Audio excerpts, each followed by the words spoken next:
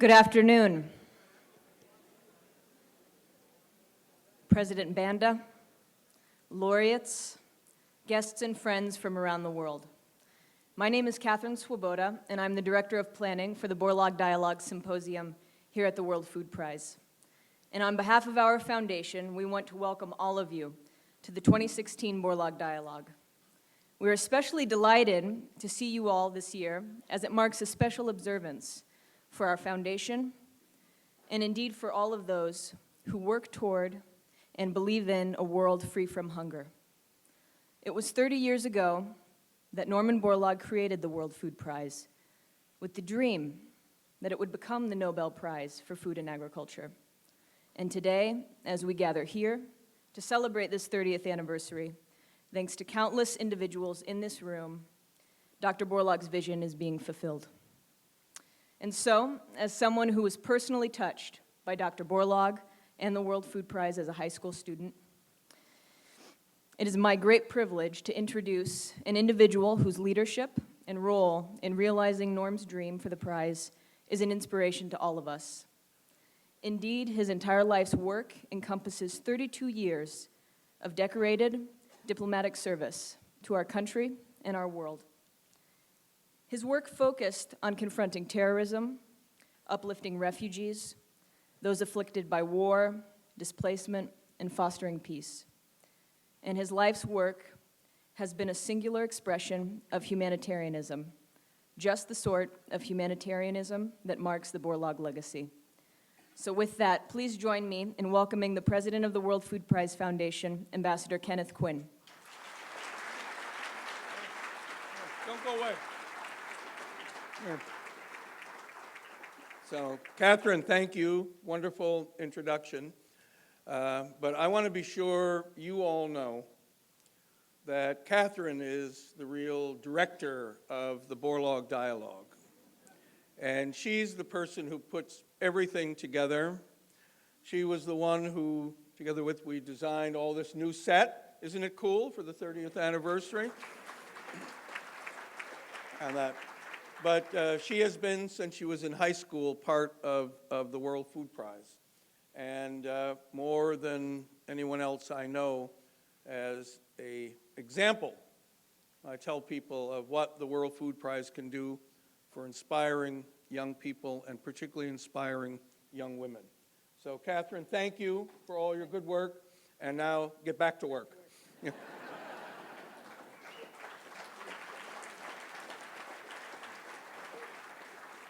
So, President Banda, oh my goodness, thank you for being here again this year. So wonderful to have you, have President Adesina, President Gurib Fakim is coming tomorrow. So we're so excited to have you here for the 30th anniversary of the World Food Prize.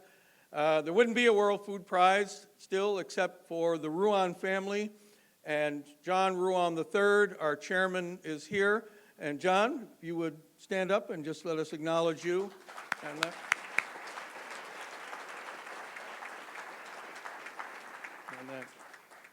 oh, please. And here on stage, usually we just need like one chair or two chairs. This year we needed 4 chairs up here because we have 4 World Food Prize laureates, Maria Andrade, Howdy Bua. It's okay if I don't, if I say howdy, and then Jan Lowe and Robert Mwanga. So why don't you stand up so we can all acknowledge you.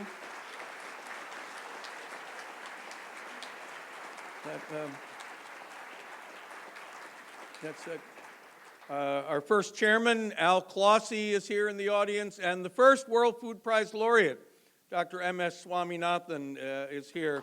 So thank you for coming home. So you're going to hear the number 30 mentioned a lot. We've got 30 Borlaug dialogue sessions, 30 side events. Oh my gosh, I was at 3 or 4 side events this morning. They're terrific. 30 Borlaug bites. So if you go out in a restaurant in Des Moines, if you get a chance with all the things going on in here, and you go in and say World Food Prize, maybe they'll give you a discount or they'll have a special meal there. And we have 30 state youth institutes and students from 30 states coming for our youth institute.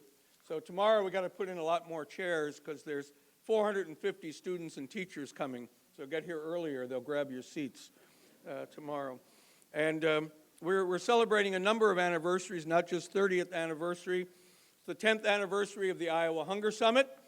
So here's the lesson about the World Food Prize. Here are two Republican governors of Iowa, two Democratic governors of Iowa, all together with Dr. Borlaug. He is amazingly able to even bring people in American politics together. No, really. At the Hunger Summit, the governor was here, Democratic legislators, Republican officials, they all came. They were all nice to each other. It's the power of Norman Borlaug and the World Food Prize and that. So it's the 5th anniversary of the Borlaug Field Award. Tonight, everybody be sure, get on the buses at 5:30, come over to the Hall of Laureates. We'll be having the ceremony here. We have 5 wonderful winners. 4 of them are back in town here with us. And tonight, Andrew Mude is going to receive the Norman Borlaug Award for Field Research and Application, endowed by the Rockefeller Foundation, the longest award title in America, in the world. And Judith Rodin, president of Rockefeller, will be here to give the keynote address and help present that award. So we'll be over at the Hall of Laureates, which, by the way, is having its 5th anniversary. Hard to believe it was 5 years ago, John, that we dedicated the hall, and John had the vision that it could become that, and a great privilege of mine to work on it. So our symposium, Let Food Be Thy Medicine, the perfect title for our laureates, what they have done through biofortification, but we've got several themes. This afternoon we have the theme of national security and global food security. We have this terrific lineup, 3 former ambassadors who are here and be on the first panel, and then Dr. Greg Treverton will join. After that, Bill Burns, Wendy Chamberlin, and Ryan Crocker be on the first one, and then Greg Treverton and Rod Schoonover on the second. Mahmoud Sol is then going to do a presentation on research under fire in Aleppo and what is faced there. And then Ambassador Hazlitt, Gordon Conway, the Oxfam food hero, Mary Magari from Nigeria will be here, all looking at different aspects of conflict and global food security. Tomorrow, so later this afternoon, we'll have a panel with UC Davis on nutrition. And then tomorrow, Jim Kim will be here, the president of the World Bank, who I know you all know is really from Muscatine, Iowa. And that, no, you didn't know that. So, and that he was just reelected president of the World Bank. And all week, Roger Thoreau is here, the author of The First 1,000 Days, is giving talks and lectures all over the state. We're so pleased. I mentioned before President Banda is here, President Gurib Fakim from Mauritius, and President Akinwumi Adesina, my great friend who's just been elected president of the African Development Bank, be here. Then we also have the agribusiness aspect of global food security, and what a lineup we have of CEOs who will be here. John Bryant be on tomorrow morning from Kellogg, followed by Jeff Ettinger from Hormel. Rob Fraley will be on in the afternoon following Jim Collins, who is from Executive Vice President of DuPont. Then R.J. Kirk from Intrexon and Ponzi Trevitzet from Syngenta Seeds. So all the big companies are here, and they're all in the news and what they're doing for innovation. And then Tom Vilsack will finish tomorrow afternoon, so be here for that. He'll finish at about 4 o'clock. Then you'll have time to quick freshen up and come up to the Capitol for our ceremony. As I said, you'll see our Youth Institute students will be around. They'll be in these shirts tomorrow. And they're getting inspired just as Catherine Swoboda was. So you'll find them and their teachers here starting out, becoming connected. And 2/3, Madam President, 2/3 of the participants are all young women. Young women are inspired to deal with the issues of global food security, as our program has shown. Yes.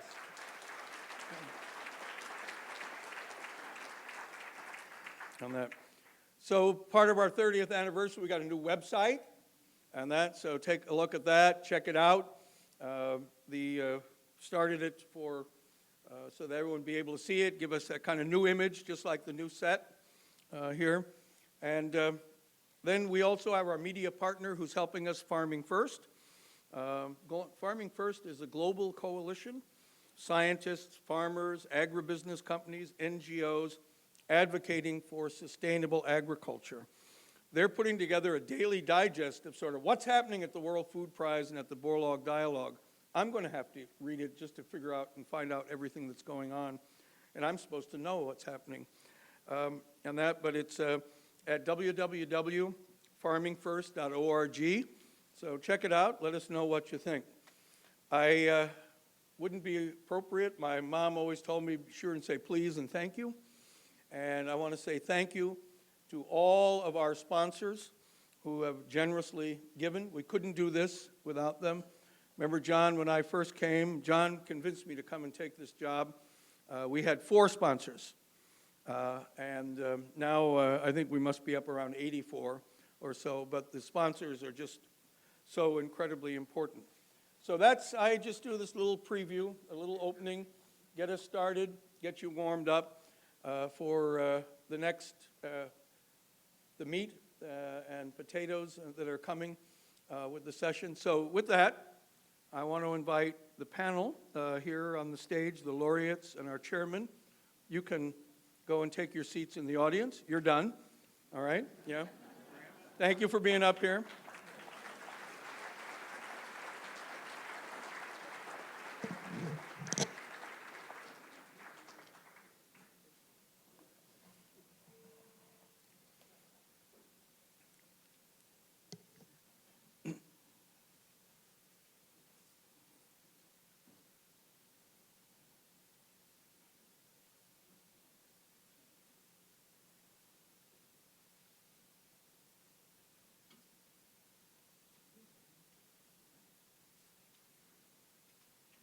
Okay, thank you, Madeline. So I think now we can invite our first panel to come up.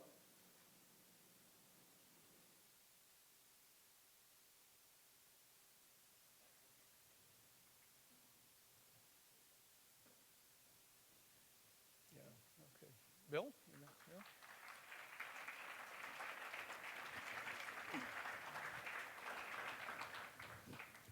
So this is Ambassador Bill Burns, Ambassador Wendy Chamberlin, Ambassador Ryan Crocker. I've known them for close to 40 years. They were all very junior, young officers in their 20s when I first ran across them. I was much older, as you can see. But I am so proud to know them because I've watched their careers. Bill has been, Ambassador Burns, I should say, has been ambassador to Russia, ambassador to Jordan. He is only the second career Foreign Service officer to ever rise to become Deputy Secretary of State as a reflection of his capability and service. We're all career diplomats. Took the test, passed it to get in and that. And we're the mercenaries of foreign affairs. We work for who's ever in charge. Wendy Chamberlin, I met when she was a junior officer in Laos.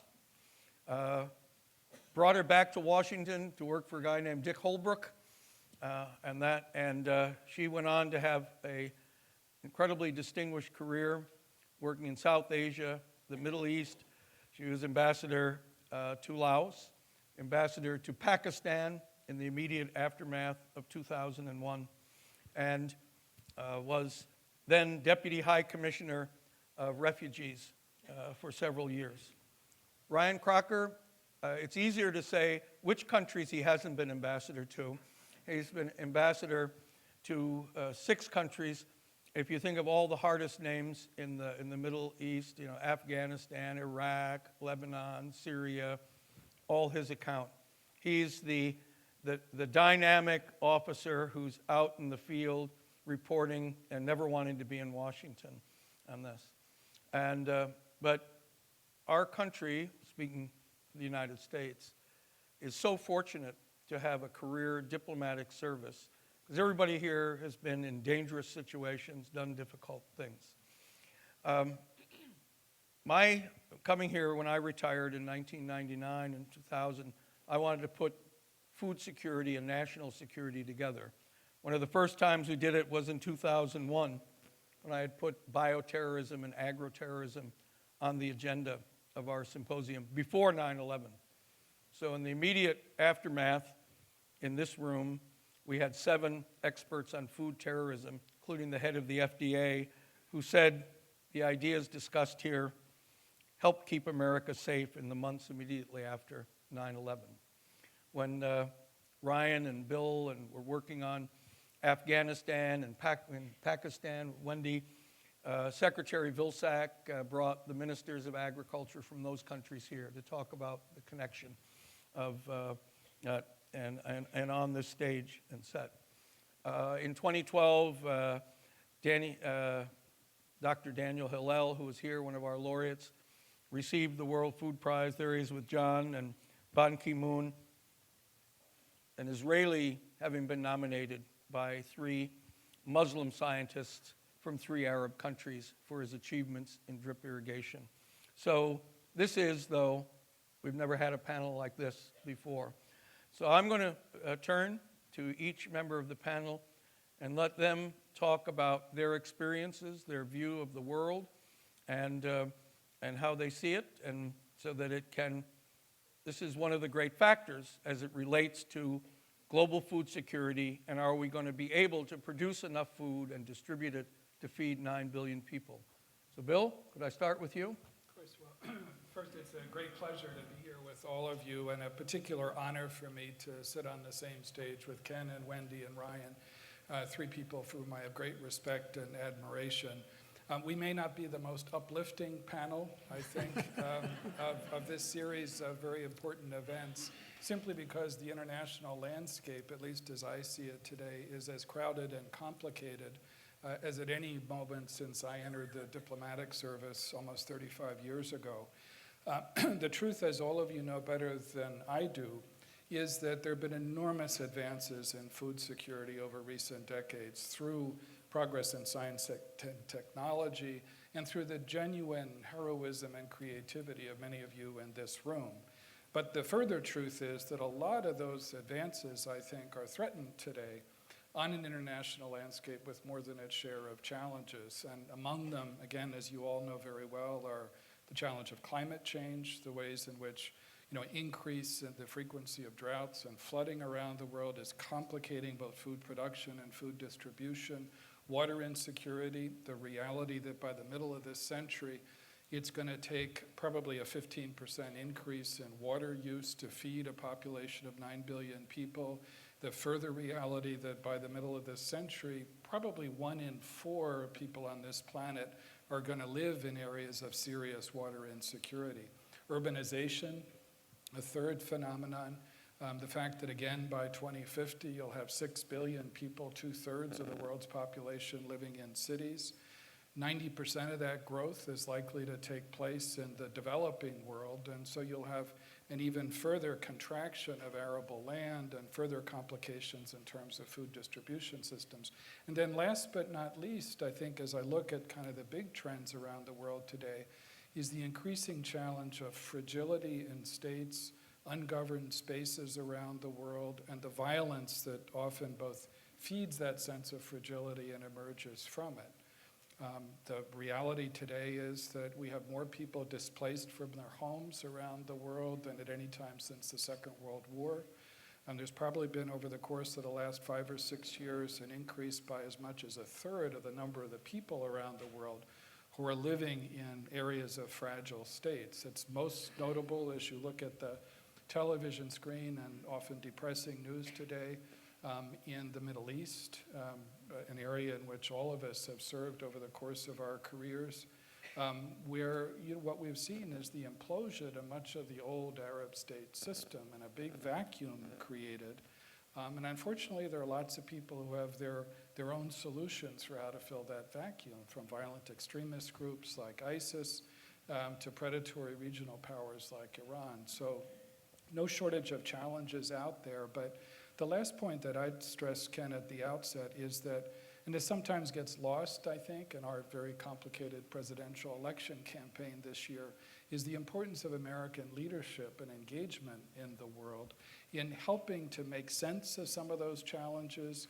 and to make progress in dealing with them. And, in many ways, Dr. Borlaug embodied, the spirit of American optimism. And here I'm not talking about, an optimism born of illusions, but of an American sense that you can solve problems, you can do it with partners around the world. And I think in that sense, further progress on food security can be a way of knitting people together against that kind of depressing backdrop of a complicated international landscape. So I should say Bill is now president of the Carnegie Endowment for International Peace. He's brought his diplomatic experience now to this wonderful NGO. I don't know, you want to say just a minute or two about what you're doing there? Well, first, peace is not exactly a growth industry these days, so it's a full employment occupation for diplomats as well as recovering diplomats like me. The Carnegie Endowment is a global institution. We have 6 centers around the world. We just opened our newest one last spring in India. So what we aspire to do is not just to see the world through the prism of Washington and American foreign policy, but as people in many important parts of the world see some of the challenges that I was describing before, because I think in a lot of ways that's the best way to inform the kind of decisions that Americans have to make as well.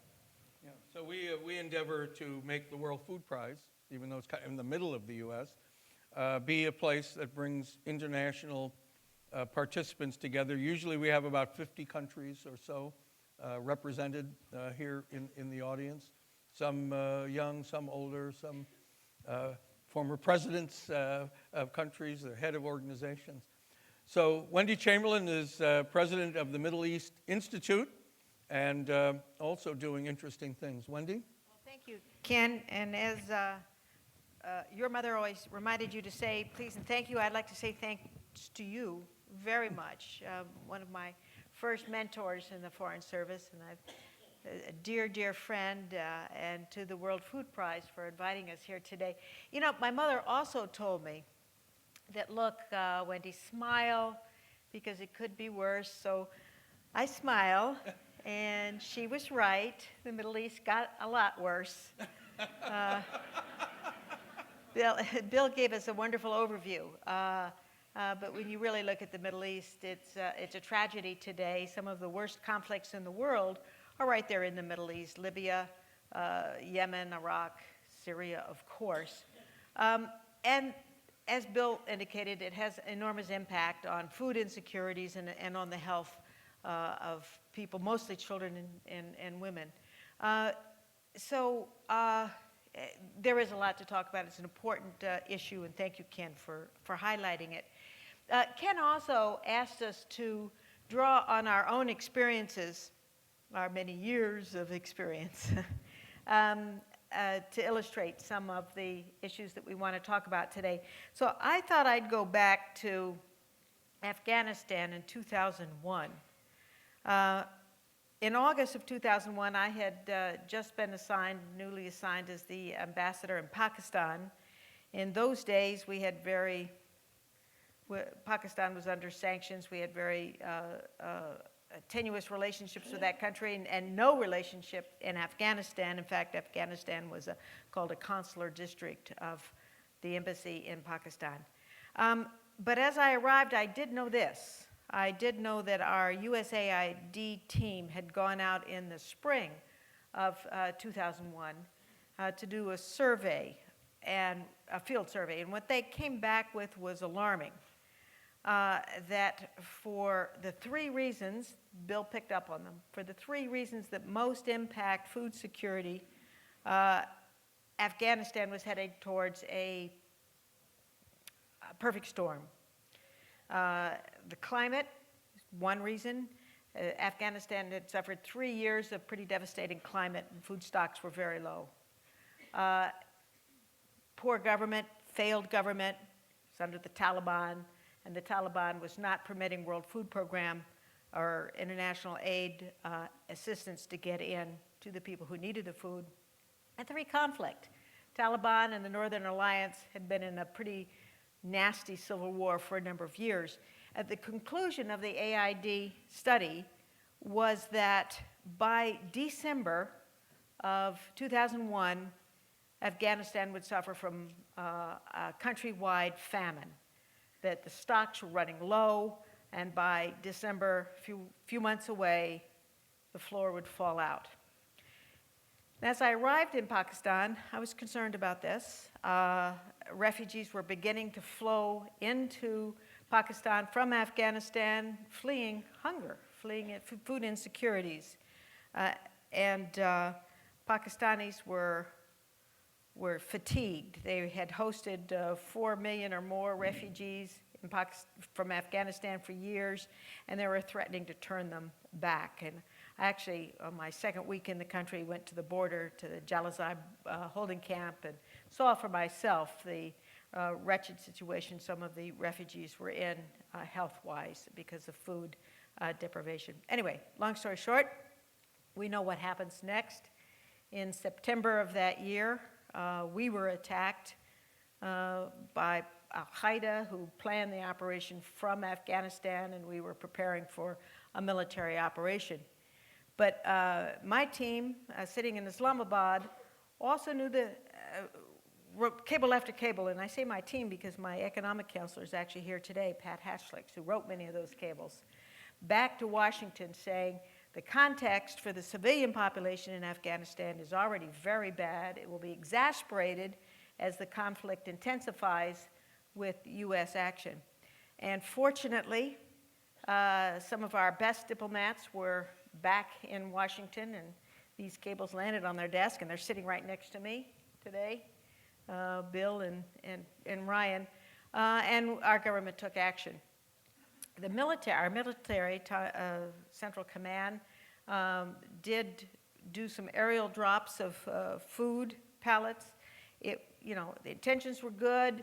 It was very helpful to the people that the food got to, but we all know that dropping a lot of food from the sky can be very dangerous to the people who are running to try to get it, and that it's not the answer, that you can't really feed an entire nation that way. But the turning point, that the bureaucratic decision that avoided famine, and some of you didn't know the situation was that bad because famine was avoided. And it was avoided because of, I believe, a very courageous decision made by the head of World Food Program, Kathy Bertini, who will also be here tomorrow, to send World Food Program trucks in from the south, from Quetta in Pakistan, into Afghanistan, knowing that the so-called government, the Taliban, resisted those trucks. A lot of voices asked her not to do it because it was too dangerous, but sometimes humanitarian international officials have to be courageous, and she certainly was. That's my Afghan story. If I have just a few more minutes. Absolutely. There's another situation, also a perfect storm, where failed government, climate change, and conflict threatens an entire nation, and I think you all know what I'm going to say. It's Syria today. We can talk more about, Ryan will talk more about climate and failed government, but the situation in Syria is devastating. FAO, I think, estimates 90% of the country is in need of food. But there's one practice that I'd like to spend a little time to talk about, and that's the practice of the Assad regime to weaponize food, to use food as an instrument of war. It's actually become a tool of the conflict there by laying siege to cities. We had a young man, if you want to, I would actually encourage you to go to our website, the Middle East Institute. It's mei.edu. And in June, he did some research on these sieges and how they actually work. His name is Will Todman. And it surprised me a little bit when I read it, because when somebody talks about putting a siege on a city, it conjures up in my mind medieval, surround a city, starve people out, and they surrender. That's actually not the intention of the Assad regime in these sieges. It's not to starve people out necessarily, but just squeeze them economically so tightly that they decide to flee and put down their arms. The Todman's research revealed that the way they work these sieges, they establish checkpoints. The soldiers establish checkpoints around an area, sometimes large enough of an encirclement to include farmland, so people are able to grow some food for themselves and to sell within the besieged area, but to control what goes in and out. If there's excess crops, yes, they can get it out through the checkpoints, but at a very high price. The people who control what goes in is a small group of elite businessmen, very wealthy businessmen by this time, and very close to Bashar Assad in Damascus. And they hire their agents, traders they call them, who actually are working at the checkpoints and inside the cities to collect the bribes and make sure that the prices are high. Not everything gets in. Medicines and medical equipment almost never gets inside these cities. The situation is very bad. Now, but it is porous to a certain extent. But you know what that means.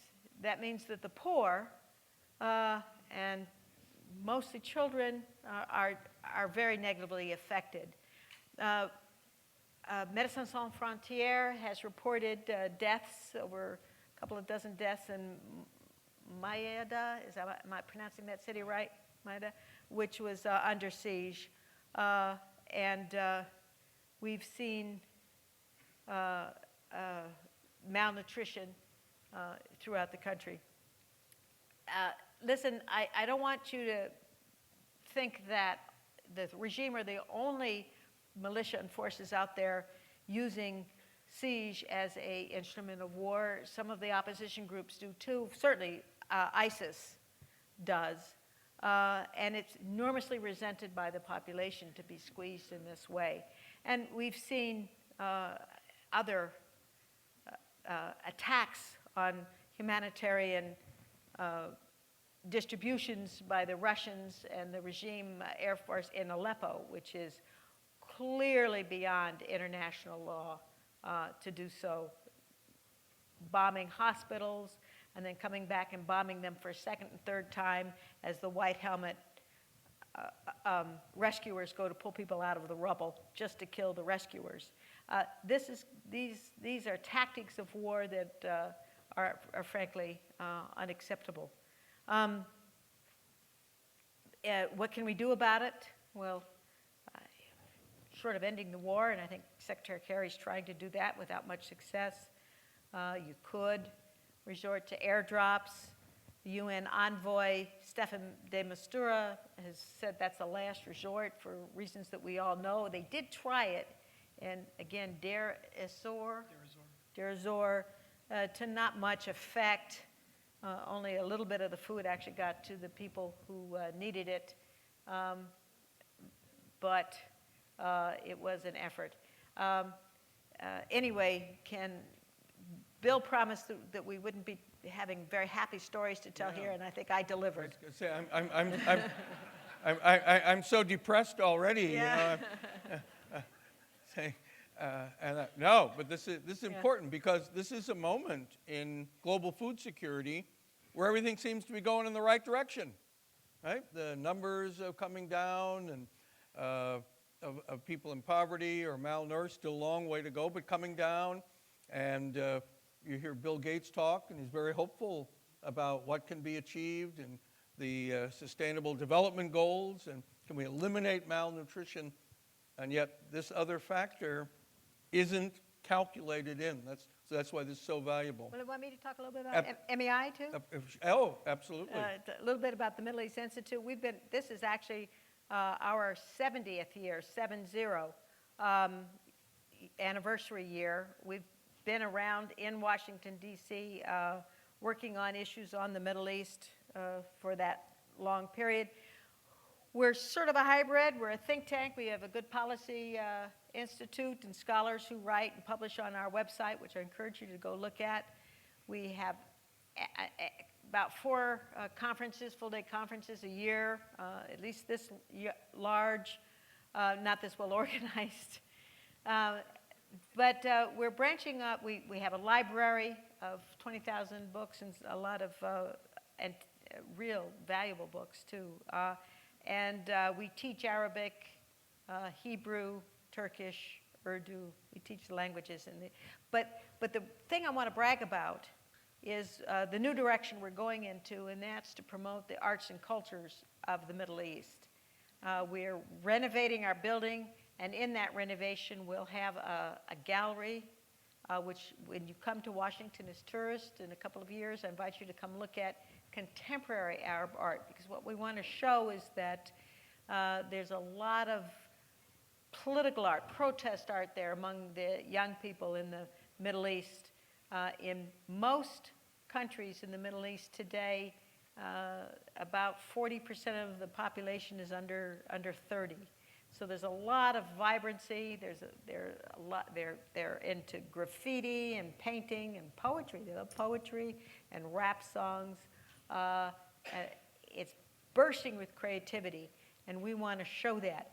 And one of the programs to show that is to bring Arab artists to places like Des Moines, Iowa. And so I'm going to take Ken up on his offer to bring some of our young people from the Middle East here, meet with you, talk about, show their art, tell you about what they're doing. And we'll be bringing at least 40 from Saudi Arabia this year and another 20 from the UAE. And I'm sure they'd enjoy seeing you here. Just as I mentioned, we have a group of students flying in from China. No reason we can't have it that some students are going to fly in from Egypt or Saudi Arabia. When they're in high school, this is when you can really set the trajectory of their lives. So Ryan Crocker is just ended his tenure at Dean of the Bush School at Texas A&M University. For some of you who are new, you need to know that Norman Borlaug and his legacy is sort of a tug-of-war, 3 ways between Iowa, where he was born and went to high school, and where he's always remembered his roots, the University of Minnesota, where by tragic error he went to school. I say that when I go up there, but Norm loved the University of Minnesota. And then Texas A&M University, so howdy, not you, Howdy Bush, that's everybody from Texas A&M. So Jeannie Borlaug, Julie Borlaug are here. They're the Texas Borlaugs in all this.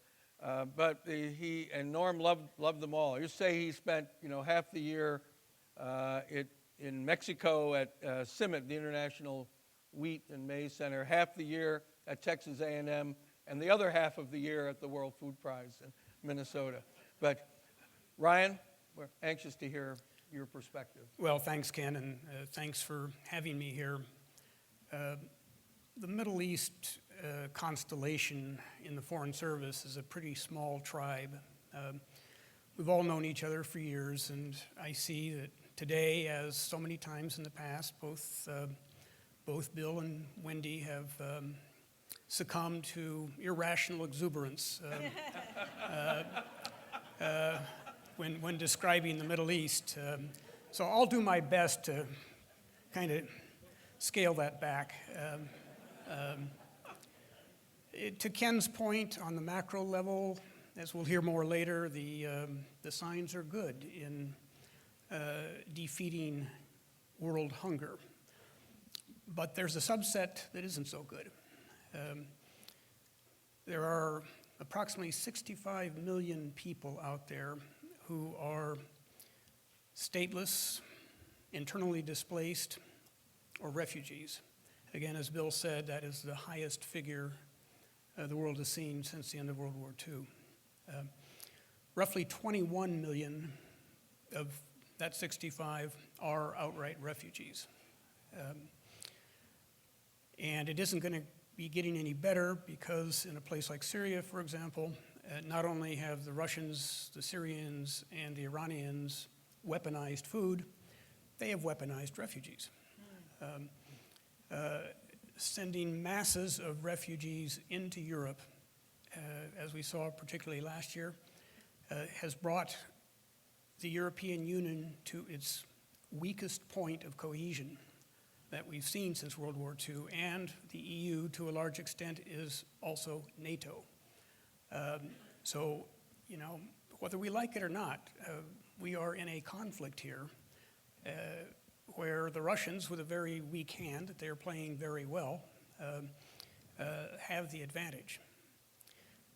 I'll come back to Syria. I just want to pick up on Wendy's Afghanistan narrative, and it's just how we all fit together. A couple of months after you took those initial steps in the fall of 2001, you hosted me just after New Year's 2002 on my way to Afghanistan to reopen our embassy there. And what I saw in Afghanistan redefined the concept of nothingness. No security forces, no functioning bureaucracies, ministries were empty. There was just nothing.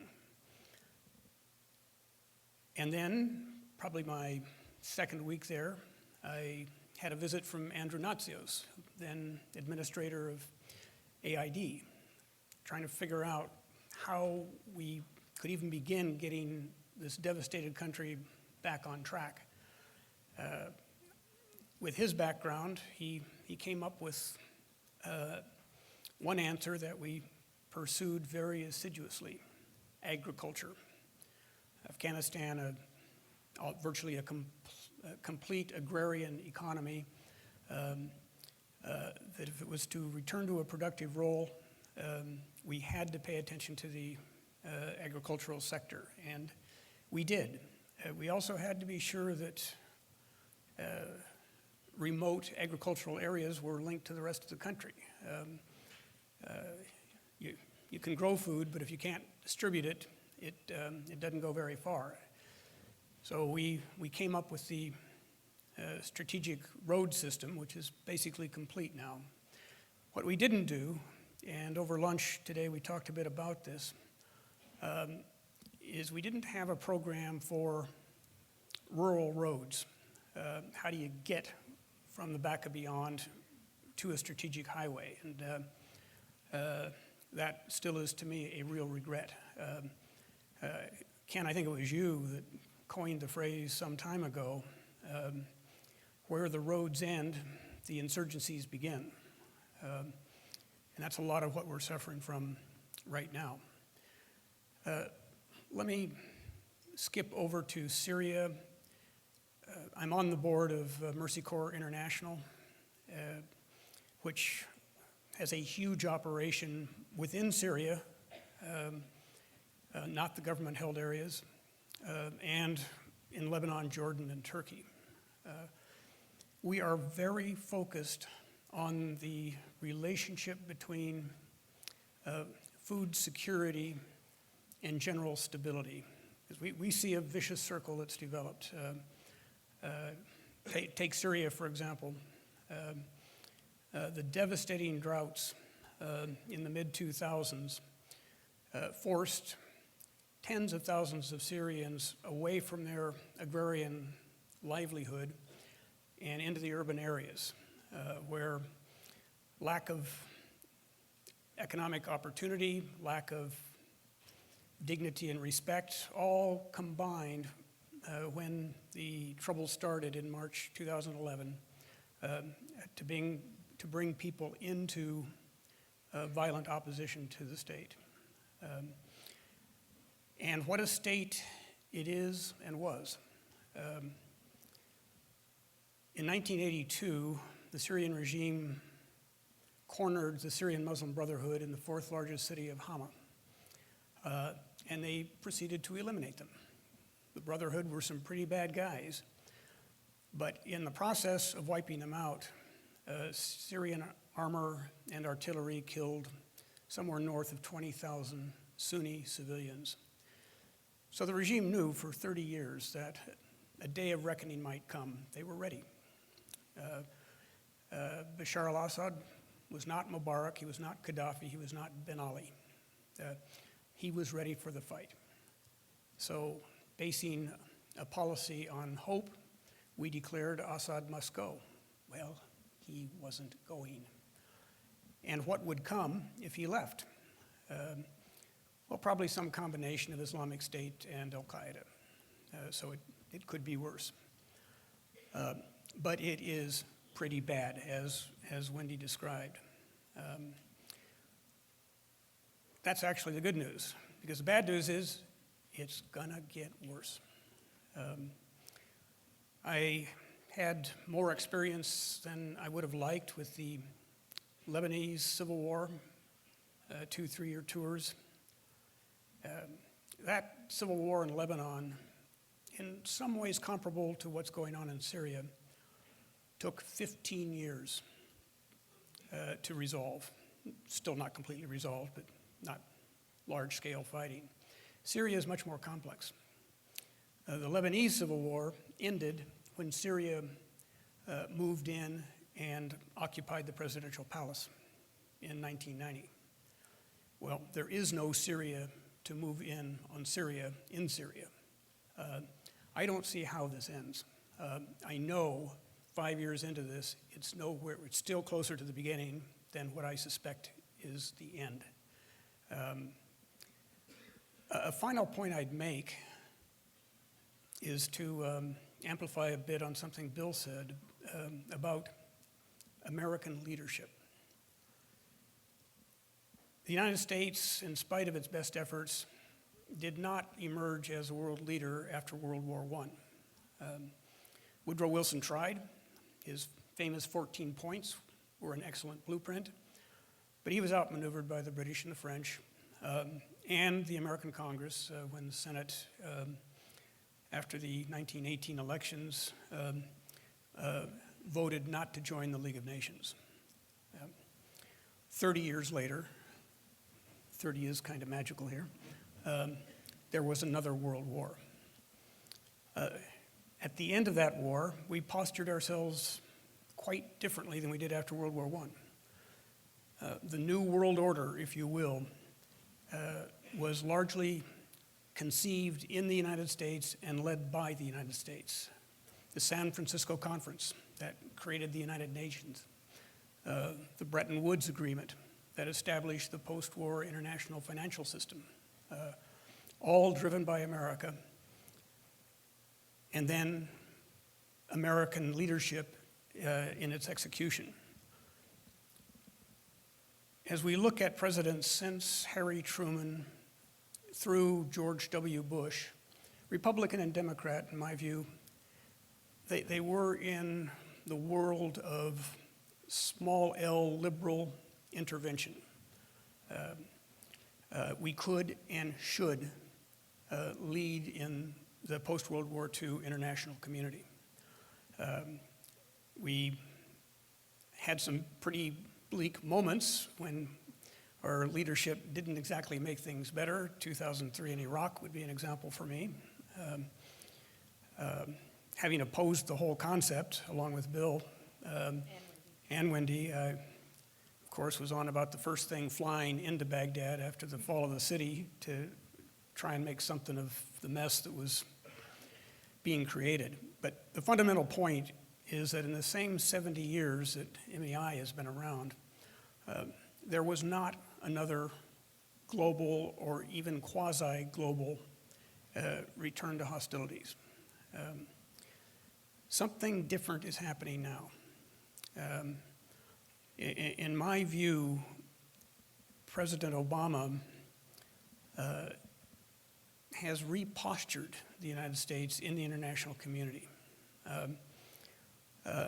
For us to work on a very specific agenda, not to assume global leadership, let others quit being free riders, as he styled them, referring to both our Arab and our NATO allies.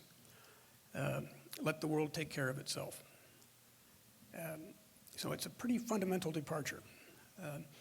And in this, quite frankly, when he talks about free riders and NATO not doing its share and so forth, he kind of sounds like Donald Trump, who is very much, as far as I can discern his national security policy, in the disengagement mode. Well, we really need to have a debate about that. It would be much more edifying than the debate we're being treated to. What is America's proper role in the world? It's correct to say we can't do everything, but that shouldn't be used as an excuse to do nothing, as is, I'm afraid, so often the case. The Middle East is going through a period of turbulence that is unprecedented in its 100 years of modern history. We're used to coups, instability, violence, but entire nations are now collapsing. Complete state failure, as you've said, in Libya, in Syria, in Yemen. Iraq and Afghanistan teeter on the brink. They're looking to us for leadership, and I'm out there regularly as you are, and they feel they're not finding it. And there is no substitute for U.S. leadership. So I'd like us to have that discussion, because we are backing into a post-World War II order, the implications of which we really haven't thought out as a nation. I'll part with one optimistic note. As bad as things are in the Middle East today, and they are bad, I think we all should savor the moment, because 3 months from now, we're going to be looking back at today with nostalgia as a period when it wasn't completely bad. And we will do that because 3 months from now, it's going to be way worse than it is today. That's the best I can do on optimism. That's it. Gosh. So, Bill. Ryan reminds me of one of the, when I used to serve in Russia and I'd say I was an optimist, someone would remind me of one of the many typically fatalistic Russian definitions of an optimist as someone who thinks that tomorrow is going to be better than the day after. You have to think about that a little bit. But sadly, I think in the Middle East, it's going to take a generation to sort through a lot of the challenges that people and leaderships and societies face there. But like all of you, I really do subscribe to the notion that as complicated as things are in the world today, they're going to get infinitely more complicated without serious American engagement and leadership. And I should preface that with 2 or 3 points. First is, I know that statement runs against the grain of what lots of Americans across our society feel and think today. There's a tendency to assume sometimes in the safe confines of Washington or the East Coast or wherever that, everyone understands that globalization is going to lift all boats. Well, that hasn't been the case across much of our society, where there are lots of people who still feel the consequences of the 2008 global financial crisis. And so, any new administration in Washington needs to take that into account, because it's not a given for lots of Americans that the sort of leadership we've exercised for the last 7 decades or so is something that meets American interests. Second, I think humility is also a good starting point. We've been talking about the Middle East. All of us can attest to a number of instances where we've gotten things wrong. And we've learned the dangers and the risks of overreach. We certainly did in Iraq in 2003 and in the years since. But I think we've also learned in more recent years the dangers of underreach too. What happens when not only the United States, but other states are not able to act as decisively as we might Because all too often, the truth is that when you look in the rearview mirror, problems that seem too hard for us to tackle or choices too hard to make look a lot better in the rearview mirror than the ones that you face today. And so finding that balance, it's not a very good diplomatic term, but between overreach and underreach, I think is the real challenge for American leadership in the next administration and the ones beyond that. Because I think the United States still has a pretty good hand to play in the world. I don't mean this as a statement of American arrogance, but I'd much rather play our hand than China's or Russia's or Japan's or most anybody else's, in the sense that not only do we have the strongest military in the history of the world, our economy is still bigger, more innovative, more resilient than anybody else's. We demonstrate, as we have over the decades, that in areas like food security, American ingenuity combined with the creativity and commitment of people around the world can make a real difference. In energy terms, not only in hydrocarbons, but in clean energy technology, the United States also, I think, can help lead the way. In demographic terms, we're still a relatively younger and more mobile population than most of our peer competitors in the world, in China or Russia or lots of other places, especially if we can ever get comprehensive immigration reform right. Geography is a huge asset for the United States. Our two liquid assets, the Atlantic and Pacific Oceans, that insulate us from some of the vulnerabilities that most other major powers do face. And finally, I think, and something that has been underappreciated in this election campaign, is one of our core strengths is our system of alliances and partnerships around the world. That's what sets us apart from lots of other states. Russia and China are relatively lonely powers, compared to the set of alliances and partnerships that the United States can rely on and should invest in. And so I think for all of those reasons, that's why, as I said before, I remain an optimist about what's possible for the United States in the world, notwithstanding all the other terrible challenges before us and before people around this world. Can I just, it sounds like you're saying that America is great now, and I would certainly agree with that, without getting political. Oh, no, not you. But let me get a little political. No politics at the World Food Prize. No. What I want to get political on is what can we do in Syria now? And I certainly agree with both my colleagues that the Syria we face today is enormously complicated, much more difficult to handle as a world power now than it was 4 years ago. But I'd like to make the case that you can't give up on it. And you can't give up on it for 3 reasons. I like threes. First, the turmoil in Syria is undermining the most important alliance the United States has, and that's Europe. The immigration has led to Brexit. It's led to some nativism. It's led to undermining the EU systems of borders, which is essential to the European Union. It's straining our ties with an important NATO ally in Turkey. It's the most important ally we have, and we can't let that be weakened. Number 2, terrorism. I think most Americans would say that terrorism is one of our primary international challenges. And terrorism has ISIS. If you go back and look at the history of it, it's quite complicated. Actually, Bashar Assad incubated ISIS in a radical mosque in Aleppo while you were ambassador, I believe, in Iraq. And then he exported these guys. He created them. He exported them to Iraq to kill Americans.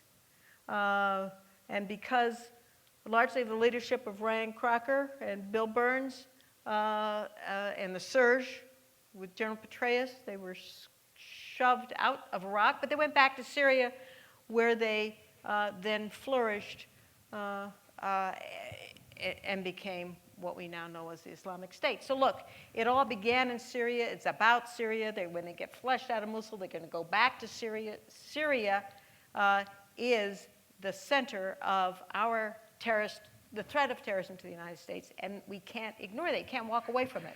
Can't throw up our hands. And thirdly, the issue of who we are as a moral state, and I think both Bill and Ryan have touched on that. We are the country in the world that believes in citizen participation on an equal basis, that believes in open borders and free markets as a way of sharing the wealth. And we believe in equity and freedom. And these are American values that I think are hard to, and everybody would agree with. And so many states in the world don't. So that's why we need to focus on doing something in Syria. The question is how, given that it is so darn complex today. But I'd like to argue that, again, you can't walk away from it. We talk about establishing free fly zones, and people say, oh, you can't do that anymore, the Russians are there. I think, I don't want to sound too bellicose here, but I think you still can. I think you warn the Russians and warn the Syrian regime that, let's take Aleppo. Aleppo is a humanitarian zone. We warn you, we're going to shoot you down if you go there with a barrel bomb, if you drop chlorine, or if you try to bomb another hospital. And we may have to do it, but we have to be tough. Setting up free fly zones isn't so hard. The Turks have already done it. They've done it in the West. And they did shoot at a Russian airplane, and they did shoot a Russian airplane down. And we actually, dirty little secret, we have some American special forces on the ground in this Turkish free fly zone. And we've told the Russians, you better not come near there because we've got folks there. And guess what? They don't. This is how you handle bullies. There are things we can do. It's not going to be pretty. It's not going to be easy. But we can't give up.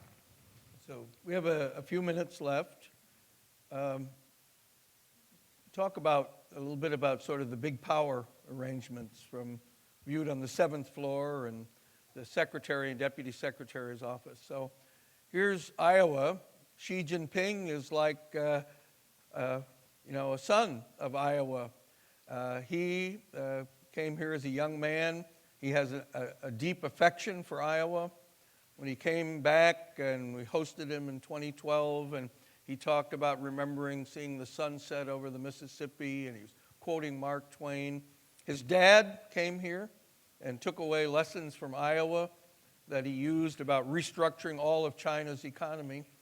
And so there's a connection. There's a soybean buying team that will be here tomorrow at lunch for our soy lunch. And then they're going to probably buy several $1 billion worth of Iowa soybeans, as they did before.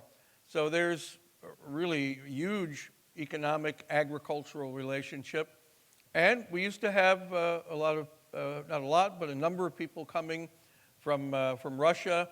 The Iowa Farm Bureau was hosting groups from sort of the equivalent in Russia. Are there any possibilities for Well, I mean, on China, connection there that can be helpful in all of this? sure, there always are. I mean, first on China, history, as all of you know, is full of collisions between rising powers like China and established powers like the United States. And if we're honest with ourselves, there is that risk in U.S.-China relations as you look out over the next decade and beyond. But I don't think that's inevitable. I don't think it's foreordained. I mean, what sets apart the U.S.-China relationship in many respects from the old Cold War relationship between the United States and the Soviet Union is the fact that China is so interconnected, not just with the United States, but with the global economy. So I think playing the Iowa card is going to be, very, very important to continue to do into the future. I think it is possible, complicated as, the next few years are likely to be, to build a stable mix of competition and cooperation in our relations with China. It's going to take a lot of effort, but no single relationship for the United States and the world is going to matter more than that one. On the U.S. and Russia, all I would say, having spent 5 or 6 years of my checkered diplomatic career serving in Russia, is that, we're in for a continued rough period, I think, in relations with Putin's Russia. And I say that in part because You know, when I served as ambassador the last time in Russia, 2005 to 2008, the old social contract between Putin and Russians was essentially, you stay out of politics, that's my business. What I will ensure in return are rising standards of living, rising economic growth rates. When he came back for his third term as president, he had never really left power, that had begun to break down. The economy had started to stagnate, standards of living weren't rising, and so what he substituted is a different form of social contract, which came most naturally to him in some ways given his professional training, is a very nasty form of chauvinism and a sense that there are enemies at the gate, especially the United States, who spend many of their waking hours trying to keep Russia down and deny it its rightful place in the world. And so I think what that means is that there's likely to be a certain level of tension in relations for some times to come. Doesn't mean we can't find some areas in which we can work together. We did on the Iranian nuclear negotiations. We're going to need to do it on really complicated issues like the North Korean nuclear program. But there are also, in a clear-eyed way, going to be lots of problems between us. So maybe something to sum up at the end, maybe take a minute or so of where 5 years from now, when you're invited back to the World Food Prize for the 35th anniversary that we're having, and what do you think? Are the trend lines going to get better, worse? It's even possible to project. Ryan? Well, it is indeed. I learned the hard way over the years dealing with the Middle East that an extreme long-range prediction would be a week from Tuesday.